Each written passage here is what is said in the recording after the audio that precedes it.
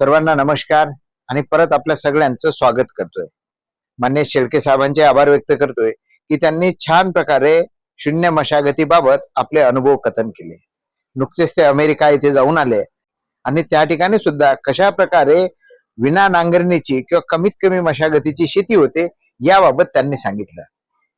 त्याचप्रमाणे आपल्या सगळ्यांची सुद्धा मी धन्यवाद व्यक्त करतोय की आपण एवढ्या सकाळी म्हणजे 6:30 वाजता वेगवेगळ्या जिल्ह्यातून इथे हजर झालात.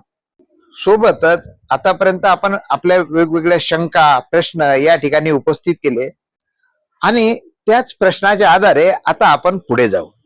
एखादा जर प्रश्न हुकला तर आपण मला आठवण करून द्याल किंवा नवीन एखादा प्रश्न निर्माण झाला तर तो पण सांगा. आपण त्यावर सुद्धा इथे चर्चा करू. बाकी सगळ्यांना विनंती करतो की थोडं बसून घ्या. इकडून या ना, तुम्ही असे उभे आहात की इकडून या. या ठिकाणी कॅमेऱ्यामध्ये येत आहेत. हे आपण सगळं रेकॉर्ड पण करतोय म्हणजे आपल्यालाही समजेल आणि इतरांना पण कळेल नेमकं इथं काय चालू आहे. मी मगाच सांगितलंय की आपल्या सगळ्यांना माहिती आहे तुम्ही इथं कशासाठी आलात, तर विना नांगरणीची शेती बघण्यासाठी. म्हणजे नांगरणी न करणे असं जर कोणाला म्हटलं तर ही गोष्ट पहिले तर पचतच नाही. म्हणजे आता विनोद या ठिकाणी मागच्या 10 वर्षापासून नांगरणी करत नाही, नांगर या शेतामध्ये नाही.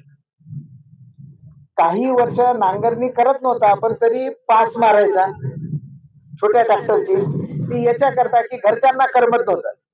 म्हणजे आईला असेल बाबाला असेल, कारण आजूबाजूला पाहत होता शेत तयार झाले. शेत तयार झालं की आपल्याला जसं पेरण्याच्या वेळेस घाई होते, सोंगणीच्या वेळेस घाई होते, आपलंही शेत तयार असावं असं आपल्याला वाटतं आणि म्हणून तो पास काहीतरी याच्यावर मारायचा. पण नंतर असं जसजसं पुढे जाताना त्याच्यासोबत चर्चा झाली, त्याचे प्रॅक्टिकल अनुभव मी आजूबाजूला जे पाहत होतो ऐकत होतो, या सगळ्यांना असं ठरलं आता 2 वर्ष झाले, आता हे 3रं वर्ष इथलं की याच्यामध्ये आता पास पण नाही. नांगरणी केल्यानंतर नांगरणी कशासाठी करतो आपण काय सांगतो, म्हणजे पहिलं शेळके साहेब उत्तर येते जमिनीत भुसभुशीत करण्यासाठी. मग आता मला सांगा, तुम्ही जमिनीत भुसभुशीत करण्यासाठी नांगरणी करता, तुम्ही ज्या ठिकाणी बसलेला हाताने उकरा बरं, हाताने उकरा जिथे जिथे पाहिजे तुम्ही, असं ज्यांना ज्यांना वाटते तुम्ही ज्या ठिकाणी आहात असं उकरत उकरत जा. म्हणजे आता मी तुमच्या समोर इथं हात टाकतो, आता हे असा असा जर मी करत गेलो म्हणजे असा, आता माझा हात तर आता मी नोकरी करण्याला आलाय, तुमच्या एवढा कडक नाही, तरी पण माझा हात जेवढा पाहिजे असा चाललाय आणि हळूहळू जर म्हटलं तर एक एक एक एक एक एक ढेकूल असं हाताने काढता येतं. म्हणजे याचा अर्थ ही जमीन नरम झाली. म्हणजे बिना नांगरणीची जमीन मी असं म्हणतोय की जास्त भुसभुशीत होते, जे आता आपल्या सगळ्या समोर आहे. दुसरा प्रश्न येते की नांगरणी कशासाठी करतो, तर काही जणांनी म्हटलं की तण वाढते, तणाचा नायनाट करण्यासाठी आम्ही नांगरणी करतो. शेळके साहेबांनी मग जसं सांगितलं, एकदा तण तर कोणत्याही जमिनीत येते. तण असं नाहीये की तुम्ही धुरा जाळला आणि सगळं तणाचं बी संपून टाकलं म्हणजे तण गायब होईल का? नाही. तुम्ही किती सोलरायझेशन जरी केलं, जाळून जरी टाकलं, धुऱ्याला काळे धुरे केले, बी नाही तिथं असं वाटते, पण तिथे तण येतेच. आता जेव्हा तुमची या जमिनीत तण राहते आणि जमीन नांगरली तर ते बी कुठं जाते? काही बी वर राहते, काही बी मध्ये राहते आणि काही बी खाली राहते. तणाचं बी असं आपल्या बियासारखं नाहीये, लवकर सडत नाही, त्याच्यात शक्ती जास्त आहे. मग ते शेळके साहेब सांगितले की वरचं बी पाणी पडलं की उगवलं, पाणी हळूहळू खाली गेलं की मधलं बी उगवलं. किती टप्प्यात उगवत असेल ते?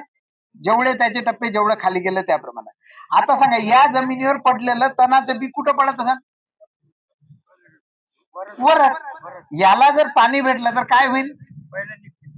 पहिले निघणार. मग आता या जमिनीमध्ये पहिले निघाल्यानंतर डायरेक्ट, आता विनोदनं मग सांगितलं की जेव्हा आता पाऊस येतोय हे शेत हिरवगार होतं याचं पूर्ण. जसंही हिरवगार झालं तर त्याला कोणतीही वक्राची पाळी नाही, डायरेक्ट तणनाशक मारतोय. आता तणनाशक तुम्ही नांगरणीची शेती करतात, तुम्ही वापरणं बंद केलं का? तुम्ही तरी तणनाशक वापरतात. मग इथे पण आपण तणनाशक वापरतोय. पहिलं जे नाजूक तण राहतं हिरवगार झालेलं ते सहजतेनं हे होतं. इव्हन आपल्याला दिसते की ज्याला वासनवेल म्हणतो ना, आता काही काही ठिकाणी दिसतात, ते सुद्धा पावसाळ्यात जेव्हा पाणी पडतं चांगले गच्च होतात ते पण मरून जाते. म्हणजे आणि ते जसं आज फवारणी केली तणनाशकाची, उद्या दुसऱ्याच दिवशी या शेतामध्ये पेरणी होते किंवा टप्प्याटप्प्याने पेरणी होते. ही पेरणी करताना आता विनोदकडे जवळपास 12-13 एकर जमीन तो स्वतः सांभाळतो. इथं सगळ्या शेतातली पेरणी तो एकटाच करतो टोकन यंत्रानं. या जमिनीमध्ये टोकन यंत्र आणलं का इथं? घेऊन येणार.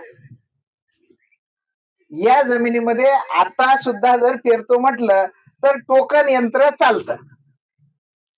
म्हणजे एवढी जमजमीन फुसफुशीत आहे. आपण प्रॅक्टिकल करून बघू, म्हणजे तुम्हाला दिसेल. इथून इथपर्यंत जर मी टोकन यंत्र चालून दाखवलं तर बी वर दिसत नाही, बी पूर्णपणे खाली राहतं. म्हणजे तणाचं समजलं की तुमच्या त्याही जमिनीत तण येतंय, याही जमिनीत तण येतं, पण याचा असा आहे की हे सगळं वर आहे, मॅक्झिमम वर आहे. काही खाली जातच, भेगामध्ये जातच असेल, पण पहिल्या वेळेस मोठ्या प्रमाणात निघतं. आणि आपण साधं सोयाबीनच पीक घेतो. सोयाबीन हे पीक तणाला कॉम्पिटिशन चांगली करतं. एकदा जर आपलं सोयाबीन वर आलं तर मात्र तणाला नंतर हे होऊ देत नाही. त्याच्यानंतरही कधी कधी तण येतं.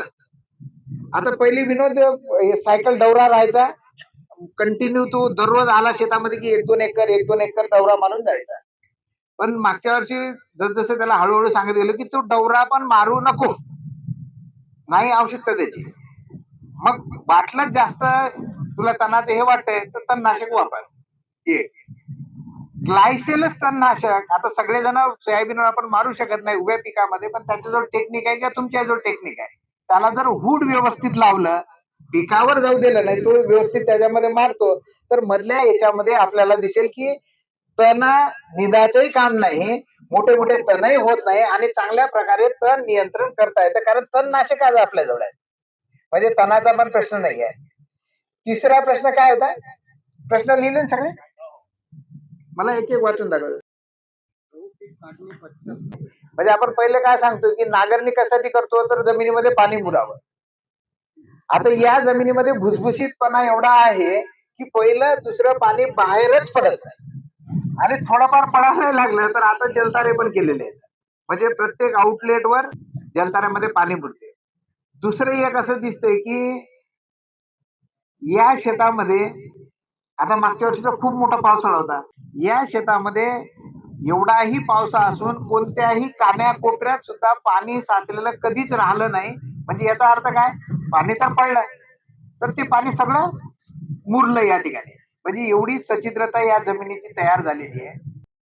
म्हणजे एक गोष्ट आपल्या लक्षात आली असेल की या जमिनीत पाणी चांगल्या प्रकारे मुरत असल्यामुळे पाण्यासोबत वाहून जाणारी जी माती आहे, झीज होण्याचं जे प्रमाण आहे हे एकदम कमी आहे. सोबतच जे काय पाणी वाहून जातं ते वाहून जात असताना याला अडथळे आहेत. पिकाचे अवशेष आहेत, तणाची मुळं आहेत, काळी कचरा आहे, आणि त्यामुळे या जमिनीतून त्या पाण्यासोबत गाळ फारसा वाहून जात नाही, आणि त्यामुळे या जमिनीची सुपीकता वाढत आहे. म्हणजे विद्यापीठाचे शास्त्रज्ञ सांगतात किंवा तज्ज्ञ सांगतात, जर जमीन नांगरली तर आपल्या जमिनीतून 14 ते 20 टन सुपीक माती दरवर्षी पाण्यासोबत वाहून जाते, आणि आपल्याला माहित पण पडत नाही. जमिनीवरचा एक चांगला उत्पादक थर जो आहे तो निघून जातो. पण या जमिनीमध्ये मात्र काय होत आहे, ही सगळी माती इथं अडून राहते, आणि कदाचित हे अडून राहिल्यामुळेच आपल्याला दिसते, मग जसं मी आपल्याला उकरायला लावलं, जी जमिनीची सुपीकता वाढलेली दिसते त्याचं खरं कारण हे पण आहे. म्हणजे बाहेरून खत नाही, पण इथं जे निसर्ग खत निर्माण करतं ते खत वाहून जात नाही, सुपीक माती वाहून जात नाही. त्यामुळे इथं उत्पादन इतरांसारखंच येतं, रासायनिक खत न देता. नाही हे असं असतं की ही काळ्या मातीची जमीन आहे. काळ्या मातीच्या जमिनीमध्ये मी कितीही शेणखत टाकलं, कितीही ऑर्गॅनिक मॅटर टाकलं, पण जर तिला पाणी त्या जमिनीमधलं कमी झालं तर ती उलणार म्हणजे उलणार. म्हणजे ती जमीन खराब आहे असं नाहीये. ही पण जमीन खाली उरलेली आहे. ते वर थोडा मध्ये पाऊस आला होता ना एकदा, म्हणून ते थोडस भेगा बुजत आल्या. पण भेगा ह्या भेगा कुठपर्यंत असतील, तर ह्या भेगा मुरुमापर्यंत आहेत. म्हणजे मुरुम जोपर्यंत लागत नाही तोपर्यंत ते भेग अशी गेलेली आहे मोठी.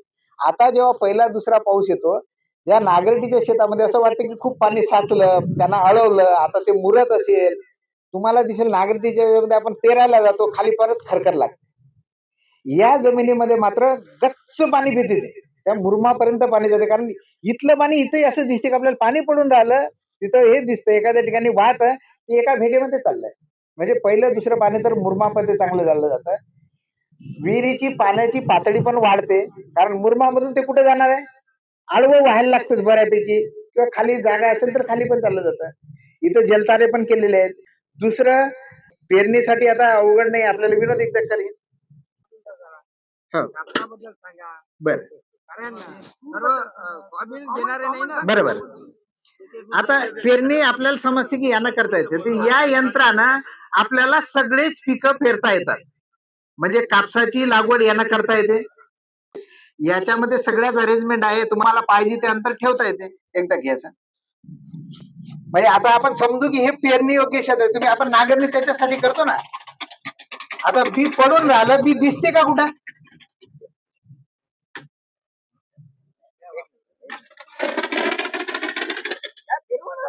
असं फिर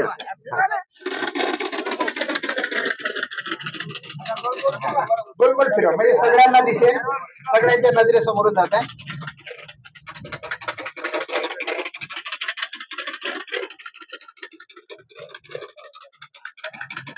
मला आता पेरणी योग्यच फक्त आपल्याला जमीन पाहिजे भुसभुशीत पेरण्यासाठी. आता इथे फिरता येतं, म्हणजे पेरणीचा प्रॉब्लेम नाही आहे, तणाचा हे झालेला आहे, नंतर पाण्याचा झालेला आहे. आणखीन कोणता प्रश्न होता पुढचा? राईट. काळ्या जमिनीत तुम्ही सांगितलंय की भेगा पडते, नांगरणी करावा का? तर काळ्या जमिनीचा स्वभाव आहे, काळ्या जमिनीची भेग ही 10-10 फुटापर्यंतही राहू शकते. मी एका ठिकाणी असाच व्हिडिओ करत असताना शिरपूरचे एक संजय कानेट म्हणून आहे, त्यांच्या शेतामध्ये भारी जमीन आहे, माझा माईक त्या भेगेमध्ये पडला. आणि ते काढायचं, जसं उकरायला जायचो ते अजून माती त्यामध्ये पडत राहायची. छोटा माईक होता, मिक्स होता. अक्षर आम्ही 4.5 फूट गेलोय, आशा सोडली आता हा माईक भेटत नाही. पण मग ते 4.5 फूट गेल्यानंतर तिथे एका ठिकाणी तो हळूहळू खाली जायचा, आम्ही उकरायचो, तो खाली जायचा. हे भेगा खूप खोल राहतात. तर भेगा पडणे म्हणजे जमीन खराब आहे असं नाही आहे. काळ्या मातीचा स्वभाव आहे. जर ते पाणी असेल तर लोण्यासारखी मऊ, जसे पोळ्याचे आपण बैल बनवतो, आणि जसे बैल ठेवला की तो उलणार म्हणजे उलणार, तशी काळी माती पाणी कमी झालं की उलणार म्हणजे उलणार. तिचा तो स्वभाव आहे. तिच्याशी आपल्याला कुस्ती खेळायचं कामच नाही. तुमची किती जमीन कडक असू द्या, काय भेगा पडू द्या, पहिलं दुसरं पाणी आलं तुमच्या भेगा गायब, मग त्याला नांगरण्याचा काही प्रश्नच नाही खाली. म्हणजे हे पण होऊन राहिलं. दुसरं काय होतं,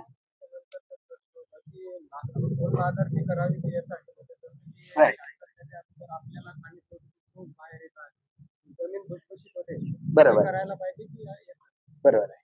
म्हणजे आता विद्यापीठानं किंवा आम्ही त्या विद्यापीठात शिकलोय, आणि विद्यापीठात शिकताना तिथं पण पहिला धडा कोणता होता, कोणतंही पीक आलं तर पिकाची नांगरणी करावी, 2-3 वखराच्या पाळ्या माराव्या. बरं, तिथंच नाही शिकलो तर या शेतामध्ये लहानपणापासून मी सगळीच कामं केलेली आहे. म्हणजे या शेतामध्ये मी 4 बैली नांगर पण चालवलेला आहे. माझा जीव छोटा राहायचा, मला नांगर जास्त पकडू द्यायचे नाही त्यावेळेस. म्हणायची आगुलीवर होय, आगुल हाणायचं, जीवार यायचं, पण तरी ते आगुल हाणा लागायचं आणि या शेतामध्ये चालत आहे. म्हणजे नांगरणी मी पाहिली. दिवसभरातून मुश्किल ना अर्धा एकर पण होत नव्हतं त्यावेळेस. तो नांगर पण छोटा आहे, म्हणजे घरी पण नांगरणी पाहिली. आणि मग एवढं जर आपण ज्या गोष्टीला एकदा धरून चालतो, म्हणजे विद्यापीठ असेल काय आणि आपण सगळेजण असं काय, आपण सुद्धा आता नांगरणी करू नका म्हटलं तर काय म्हणतो, करावंच लागते. तर ही एक आपली परंपरा आहे, आपण पाडली आणि आपल्याला त्याच्याशिवाय करमत नाही. त्यावेळेस असं पण दिसायचं की या शेतामध्ये ज्वारी राहायची बऱ्यापैकी, म्हणजे अर्धी तरी ज्वारी राहायची, तर 3-4 एकर ज्वारी राहायची.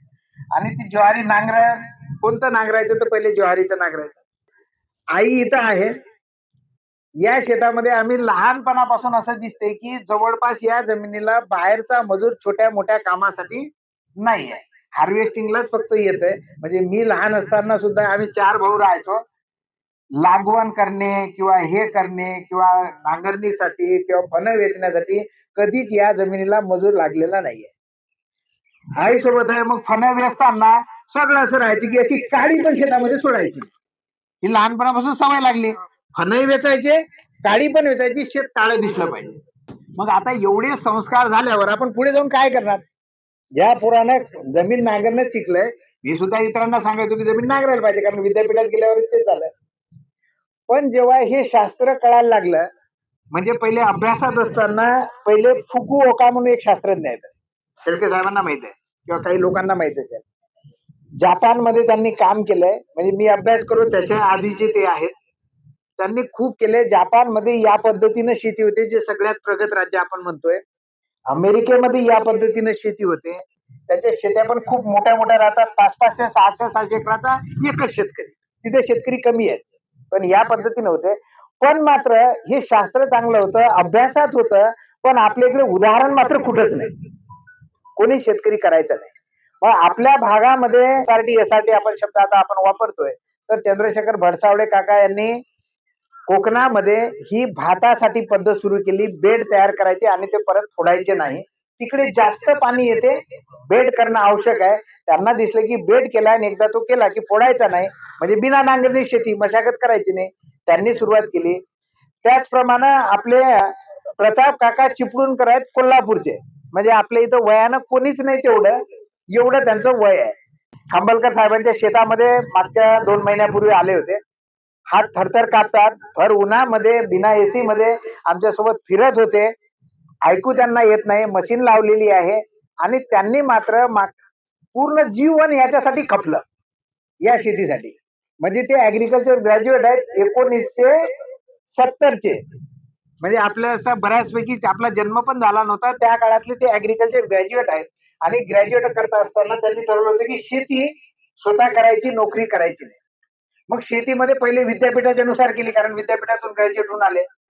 हे करताना त्यांची ऊसाची शेती होती, म्हणजे पहिले होते भातावाले, दुसरे होते ऊसावाले. ऊसाच्या शेतीमध्ये त्यांना असं दिसलं की हे काही परवडत नाही, गुणोत्तर पैशाचे घेत नाही. मग त्यांना असं दुसरं शास्त्र दिलं की सगळं तर आहे या जमिनीवर, जमीन चांगली असली तरच पिकेल. मग जमिनीसाठी काय करावं, तर विद्यापीठाने काय सांगितलं होतं की बा पाला पाचोळा कुजवा. त्यांनी सुरुवात केली की संपूर्ण शेतातला जे ऊसाचा खूप मोठा पाला पाचोळा निघते ते कुजवायचा प्रयत्न केला. हे कुजवल्यानंतरही त्यांनी ते 10 वर्ष काम केलं नित्य नियमानं. हे केल्यानंतर लक्षात आलं की जमीन काही सुपीक होत नाहीये, जमीन आहे तशीच आहे, उलट खराब खराब पहिल्यापेक्षा होऊन राहिली. मग त्यांनी प्रयोग करता करता त्यांना हे लक्षात आलं की जर जमीन नांगरली नाही तर काहीच करायचं काम नाही, जमीन ऑटोमॅटिक सुपीक होते नांगरली नाही तर. बऱ्याच जणांना आता हे शास्त्र कळायला लागलं किंवा पुस्तकामध्ये आता सगळ्याजवळ मोबाईल आहे, स्मार्ट मोबाईल आहे सगळ्याजवळ. तुम्ही जर मोबाईल मध्ये एक शब्द असा टाकला की नांगरणीचे दुष्परिणाम काय, तर मोबाईल तुम्हाला सांगते, तुमचाच मोबाईल साधं शोधून सांगते की नांगरणीमुळे पहिलं सांगते जमिनीतला ऑर्गॅनिक कार्बन कमी होतो. म्हणजे तुम्ही जमिनीमध्ये, शेळके साहेब माझा असा अनुभव आहे, खूप सारे माती परीक्षण केले मी, जे नांगरणी करतात त्यांचं असं लक्षात आलं की तुम्ही किती शेणखत टाका, किती कंपोस्ट टाका, त्या जमिनीचा ऑर्गॅनिक कार्बन जर नांगरत असाल तर वाढतच नाही, म्हणजे पुढे जायचं कामच नाही. आणि आता जर आपल्याला शेणखत द्यायला, आपल्या शेताला शेणखत पण नाही आहे, या शेताला देतो म्हटलं तर शेणखत उपलब्ध नाही एवढं. म्हणजे आता घरी एक म्हैस आहे, वगारू वगैरे असलं तर 1 एकरात शेणखत पुरेल, त्याच्या पुढे जाता येत नाही, म्हणजे शेणखत आता याला नाही आहे. कंपोस्ट करतो म्हटलं तर सगळ्याला कंपोस्ट पण नाही आहे. मग आता याच्यासाठी मात्र ही एक जी पद्धत आहे विना नांगरणीची, एवढी जर केलं तर आता इथलं चित्र काय, विनोदनं मग आज सांगितलं की आधी खत हळूहळू कमी केलं, म्हणजे दरवर्षी आम्ही चर्चा करायचो की आता यावर्षी एवढं खत दिलं, मग यावर्षी कमी करून टाक, मग पाऊण बॅगवर आलं, मग अर्ध्या बॅगवर आलं. आता इथं आपल्याजवळ दुकानदार पण आहेत, आता तुम्ही पाहिलं आता 2 वर्ष दिवसला खत आणताना, म्हणजे या जमिनीत आता त्यांना 2 वर्षापासून खत आणणं बंद केलं. आता उत्पन्नाचं काय, कुठं आहे हरचंद बापू, आहे ना इकडे, म्हणजे इथं सोंगणारे पण, म्हणजे इथं आजूबाजूला या ना इकडे, माझ्या समोर आहे, म्हणजे सोयाबीन जोपर्यंत सोंगत नाही तोपर्यंत सारखं सारखं वाटतं आपल्याला, पण आता हे सोंगणार आहे. तुमचा अनुभव काय आहे इथला? एकमेकांचं काम करतो, हरभरा असो सोयाबीन असो, सोबत एकही झाडाला बुरशी दिसत नाही, काहीच नाही, मालही आपल्यासारखाच. बर, उत्पादन इतरांच्या मानात कमी आहे की जास्त आहे? सर्व सारखंच आहे सरासरी, जास्त आहे पण कमी नाही. बर, म्हणजे उत्पादन कमी नाही, इतरान एवढंच आहे किंवा एक पोत शिल्लक शिल्लक आहे. म्हणजे मग आपल्याला काय पाहिजे? उत्पादनच पाहिजे. जे उत्पादन इथे येऊन राहिलं. म्हणजे मागच्या वेळेस सोयाबीनचं काय ॲव्हरेज होतं ना इथलं? 9.5 क्विंटल सोयाबीन पिकलं आणि त्यानंतर हरभऱ्याचे 9. म्हणजे आता हे गावातले पण आहेत आणि आपण पण जवळचे बरेच जण शेतकरी आहेत. यानं उत्पादन आपलं वाढतं. आता हे वाढण्यामागे कारण काय त्याला? हे सगळ्या माग तर एक गोष्ट समजून घ्यायला लागेल आपल्याला की याचा सगळा जो आत्मा आहे ते आपली जमीन. आणि जमीन म्हणजे काय? शेळके साहेबांना चांगल्या प्रकारे माहित आहे की जमीन म्हणजे ज्या जमिनीमध्ये 50% फक्त माती आहे. म्हणजे आता जे तुम्ही बसले नाही तर ज्या जमिनीमध्ये 50% हे मिनरल्स किंवा माती आपण म्हणतोय किंवा ऑर्गॅनिक मॅटर त्यामधलं 25% त्या जमिनीमध्ये पोकळी आहे आणि 25% जेव्हा पाणी आलं तर पाणी साचून राहील एवढी कॅपॅसिटी आहे. हे जर जमीन असेल तर ती सगळ्यात सुपीक पिकाला ऑटोमॅटिक अन्नद्रव्य उपलब्ध करून देते. आणि तशा प्रकारे ते जे स्ट्रक्चर आहे त्याला स्ट्रक्चर म्हणतो आपण इंग्लिशच्या भाषेमध्ये. हे स्ट्रक्चर निर्माण करण्याचं काम मनुष्य करू शकत नाही. माणसाच्यानं हे शक्य नाही. हे फक्त काम कोण करतं? तर जमिनीतले जीव जंतू किंवा मायक्रो फ्लोरा फौना किंवा हे तण पिकाची मुळं. आता आपण त्याच्यासाठी काय करायला लागेल? मग त्यांना काम करू देण्यासाठी आपण त्यांना हलवत नाहीये. या जमिनी खालच्या कोणत्याच गोष्टीला आपण हलवत नाही. त्याच्यामुळे या पिकाची मुळं जमिनीमध्ये राहून राहिली. जे काय आहे ते डिस्टर्ब होत नाहीये. या जमिनीला वरून न हलवल्यामुळे अनेक जीव जंतू आपल्या खाली आहेतच आहे.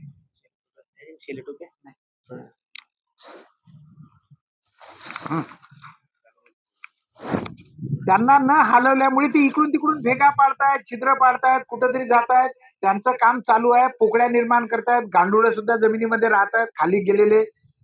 त्यांचे सुद्धा छिद्र आहेत. गोल असताना ते वर असतील. छिद्र मात्र कायम आहेत. त्याच्यातून पाणी मुरत राहते आणि या जमिनीमध्ये ती सुपीकता जी आपल्याला पाहिजे ती मेंटेन होते.